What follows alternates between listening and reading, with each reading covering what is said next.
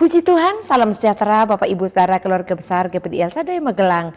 Dan hari ini adalah hari yang luar biasa, Tuhan berkati kita, Tuhan berikan sukacita dan sukacita itu dipenuhkan dalam hidup kita. Sama-sama kita selalu katakan rise up, bangkit, bergerak, berdampak dalam kehidupan kita. Sebab Tuhan tidak akan tinggal diam membiarkan kita menjadi manusia yang biasa-biasa saja. Setelah kita menjadi manusia yang percaya kepada Kristus Yesus, Dia akan menolong kita untuk rise up, bergerak, berdampak bagi kemuliaan nama Tuhan. Oleh karena itu Bapak Ibu yang diberkati Tuhan, pada kesempatan yang indah ini kita akan bersama-sama merenungkan kebenaran firman Tuhan dalam Injil Lukas pasal 6. Injil Lukas pasal 6, saya akan membacakan dua ayat Bapak Ibu yang diberkati Tuhan, ayat 18 dan ayat 19. Demikian bunyi firman Tuhan. Mereka datang untuk mendengarkan Dia dan untuk disembuhkan dari penyakit mereka. Juga mereka yang dirasuk oleh roh-roh jahat beroleh kesembuhan, dan semua orang banyak itu berusaha menjamah Dia karena ada kuasa yang keluar daripadanya, dan semua orang itu disembuhkannya. Puji Tuhan Bapak Ibu Saudara yang diberkati oleh Tuhan. Judul renungan kita pada hari ini adalah masihkah Anda ragu? Sekali lagi, masihkah Anda ragu? Masihkah saya dan Bapak Ibu Saudara sekalian ragu tentang pribadi Yesus Kristus yang kita percayai sebagai Tuhan, Allah dan Juru Selamat dalam kehidupan kita? Mungkin jawaban dari setiap kita, ya saya tidak ragu. Saya percaya Dia Tuhan, tapi adakah keraguan di sisi yang lain tentang kealahannya, tentang kekuasaannya di dalam pribadi Yesus? Nah, kadang-kadang kita kurang menyadari Bapak Ibu, kadang kita masih ragu tentang kuasa yang akan terjadi dalam hidup kita, kuasa yang menyembuhkan kita, kuasa yang memulihkan kehidupan kita, kuasa yang membuat kita dapat bangkit dari kelemahan kita, dari keterpurukan kita, dari segala kelemahan yang membuat kita tidak bisa bertumbuh di dalam Kristus. Oleh karena itu, mari kita simak kebenaran firman Tuhan. Bapak Ibu, mari kita lihat bagian observasi. Bagian observasi dari Lukas pasal 6 ini ayat 18 dan 19. Di sini kita menemukan pribadi Tuhan Yesus ya. Dia mengajar kepada orang banyak, dan juga di sini ada murid-murid Yesus, dan tentunya ada banyak sekali orang-orang yang mengikuti Tuhan. Ada banyak orang di situ yang menunggu Yesus, bahkan yang sudah mengikuti Tuhan Yesus.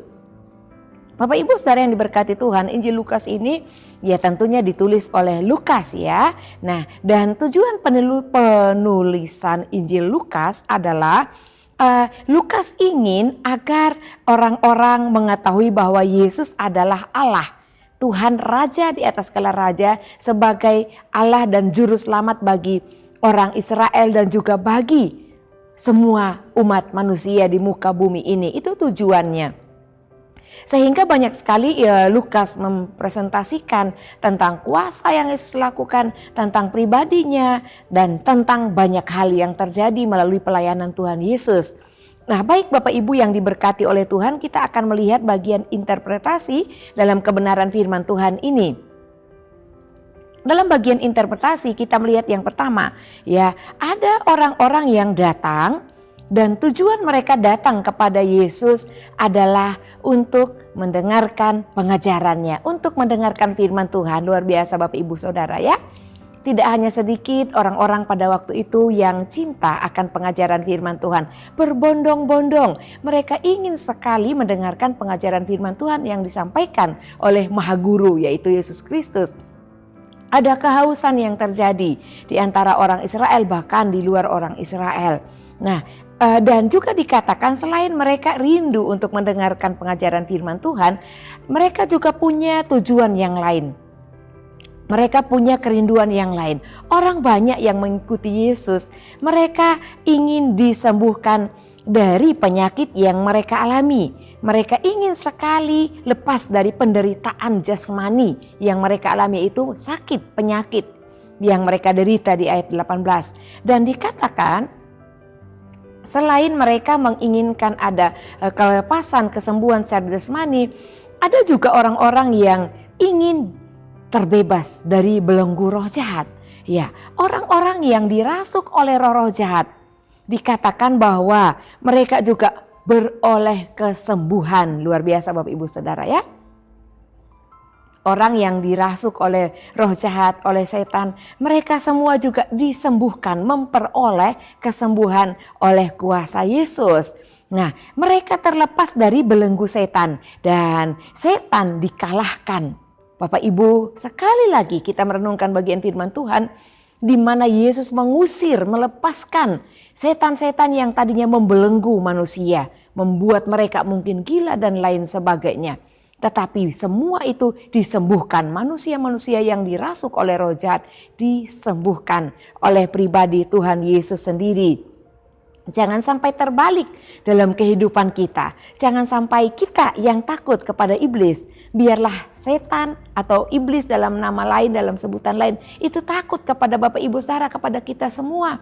Sebab kita punya Yesus yang berdaulat sepenuhnya, hadir dalam hati, dalam seluruh kehidupan kita. Oleh karena itu, ajar anak-anak kita, cucu, keluarga kita, Bapak Ibu Saudara, bahkan kita secara pribadi, ya mari bangkit, bergerak. Gerakkan iman kita, tumbuhkan iman kita dalam pikiran kita, dalam hati kita, dalam hidup kita, bahwa kita punya kuasa di dalam satu nama yang ada dalam hidup kita, itu Yesus Kristus. Iblis harus kita kalahkan. Kita tidak boleh takut kepada iblis. Masih banyak orang dewasa, bukan hanya anak-anak, yang takut kepada gelap, takut kepada kematian, takut kepada orang yang meninggal. Ya, bukan orangnya yang mereka takut, tapi setan. Bapak Ibu ingat kembali, kita dapat mengalahkan iblis. Oleh karena itu jangan terbalik dalam iman percaya kita. Kita orang beriman, tapi kita yang lari, terbirit-birit oleh karena ketakutan kita kepada setan. Kalahkan dia di dalam nama Tuhan Yesus. Dan di sini juga kita dapat belajar bahwa banyak orang berusaha menjamah Yesus. Menjamah Bapak Ibu Saudara ya. Satu peristiwa tentang perempuan yang sakit pendarahan menjamah jubah Yesus dan disembuhkan. Ternyata bukan hanya dia. Ada banyak orang yang rindu sekali menjamah Tuhan Yesus. Hanya menjamahnya. Tidak berjabat tangan, tidak berpelukan dan lain sebagainya. Hanya ingin menjamah Yesus. Kenapa? Karena firman Tuhan katakan di ayat 19, ada kuasa yang keluar dari dalam pribadi Yesus itu sendiri. Kuasanya mengalir, sehingga kuasa yang mengalir itu sanggup dan berkuasa menyembuhkan semua orang yang ada pada waktu itu. Firman Tuhan menjelaskan, semua orang itu disembuhkan. Luar biasa Bapak Ibu Saudara ya. Bukan hanya penyakit fisik, mungkin juga depresi dan lain sebagainya ya. Jiwa mereka tertekan, mereka semua disembuhkan. Firman Tuhan katakan tidak terhitung jumlahnya. Karena sangat banyak yang mengikut Yesus dan juga yang rindu untuk disembuhkan. Lalu dalam bagian aplikasi, apa yang saya dan Bapak Ibu Saudara harus renungkan dan lakukan melalui pelajaran firman Tuhan pada kesempatan yang indah ini. Yang pertama yang kita ingat Bapak Ibu, bangun iman kita. Bangkitkan semangat kita, bergerak di dalam iman kita. Percaya sepenuhnya kepada pribadi Yesus yang Maha Kuasa itu. Kita tidak sebatas tahu cerita dalam Alkitab, lalu kita tidak menikmatinya, tidak mengalaminya. Ayo nikmati kuasa Tuhan. Lawan iblis. Yakobus 4 ayat 7 dikatakan, tunduklah kepada Allah dan lawanlah iblis, maka ia akan lari daripadamu. Saya katakan tadi jangan terbalik. Biarkan iblis lari daripadamu, daripada kita.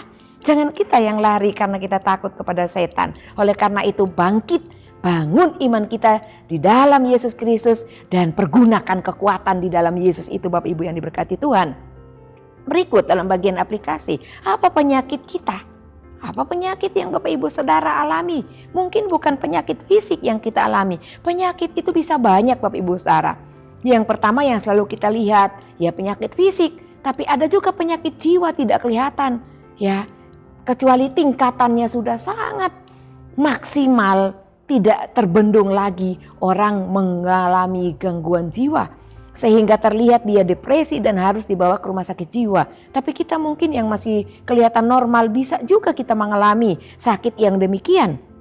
Tergantung betapa besar hal-hal peristiwa-peristiwa atau beban-beban yang kita alami, yang kita pikul dalam kehidupan ini dan membuat kita tertekan Bapak Ibu yang diberkati Tuhan. Lalu penyakit yang lain, penyakit malas atau mager orang bilang ya, malas gerak. Penyakit jasmani saya sudah singgung, dan juga penyakit karena pikiran-pikiran yang membelenggu kita, pikiran-pikiran yang tidak benar, pikiran porno. Ya, bukan hanya anak muda yang diikat oleh pikiran porno. Kadang-kadang orang tua yang sudah berkeluarga pun terikat dengan hal yang sama Bapak Ibu Saudara.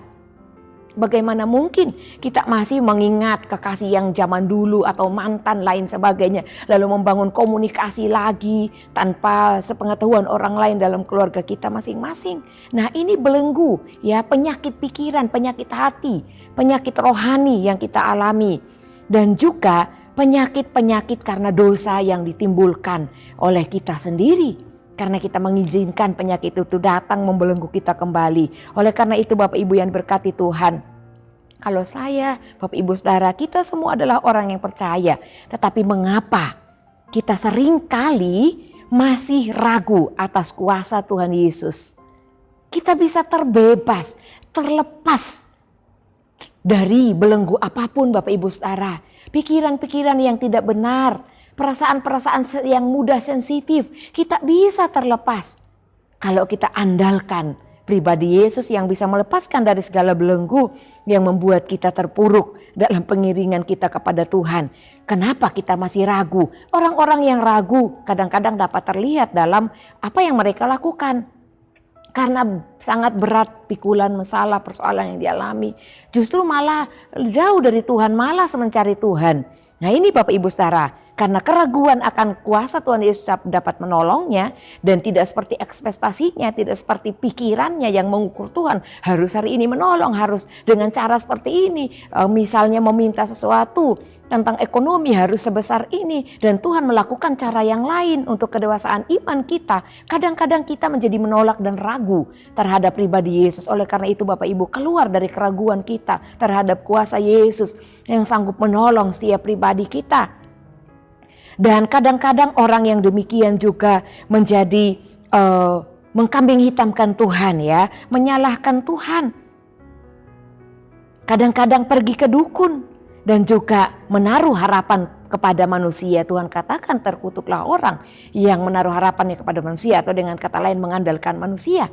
Tetapi diberkatilah orang yang menaruh harapannya kepada Tuhan, yang senantiasa memohonkan pertolongan Tuhan di dalam sepanjang kehidupannya. Mereka akan diberkati, firman Tuhan katakan Bapak Ibu Saudara.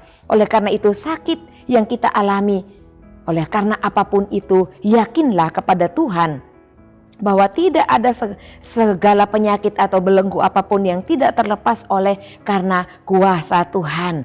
Oleh karena itu Bapak Ibu yang diberkati Tuhan, jangan kita membuang-buang waktu oleh karena pergumulan hidup kita yang membuat kita ragu akan kuasa Tuhan. Mari bergerak, ya, bangkitlah, bergerak dan berdampak. Orang mungkin yang melihat kita kemarin kita lemas, ya, kita tidak berdaya, kita orang yang dianggap tidak berhasil, kita orang yang dianggap hanya begitu-begitu saja. Tapi ketika Bapak Ibu Saudara kita semua ya mau bergerak, mau bangkit dari segala keterpurukan kita, dan kita andalkan bahwa kuasa Yesus sanggup membangkitkan kita, menggerakkan kita, iman kita bangkit dan hidup di dalam Kristus. Tuhan sanggup mengubah keadaan kita. Tuhan sanggup memberkati setiap kehidupan kita Bapak Ibu yang diberkati Tuhan. Oleh karena itu mari terus percaya, beriman kepada Tuhan Yesus apapun keadaan kita. Tuhan Yesus memberkati.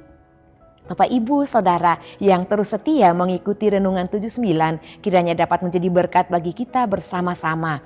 Bagi Bapak Ibu Saudara yang ingin menyaksikan kasih Tuhan, kuasa Tuhan melalui kesaksian yang Bapak Ibu ingin sampaikan, baik itu mujizat, kesembuhan, pemulihan masalah keluarga dan lain-lain, atau Bapak Ibu ingin didoakan untuk pokok doa tertentu, dapat disalurkan melalui chat WhatsApp di nomor 081 327 42 0088.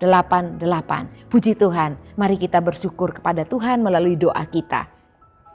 Terima kasih Bapa yang baik, kami berterima kasih hari ini kami kembali belajar akan firman Tuhan supaya kami tidak memiliki keraguan sedikit pun tentang kuasa Yesus di dalam hidup kami. Kami adalah orang yang beriman, kami adalah orang yang sudah percaya kepada pribadi-Mu Tuhan Yesus. Dan biarlah kuasa-Mu yang mampu melepaskan segala belenggu dalam hidup kami itu bekerja Tuhan. Dan kami boleh bangkit, bergerak dalam hidup kami, dan hidup kami berdampak bagi orang di sekitar kami. Mereka akan lihat pemulihan hidup kami karena Engkau yang melakukannya di dalam kami. Terima kasih Tuhan. Sebab Engkau ya Tuhan menanti-nantikan saatnya hendak menunjukkan kasih-Mu kepada keluarga GPD El Shaddai Magelang. Engkau bangkit hendak menyayangi keluarga GPD El Shaddai Magelang. Sebab Engkau ya Tuhan adalah Allah yang adil. Berbahagialah semua orang yang menanti-nantikan Engkau. Di dalam nama Tuhan Yesus Kristus kami berdoa. Haleluya, amin.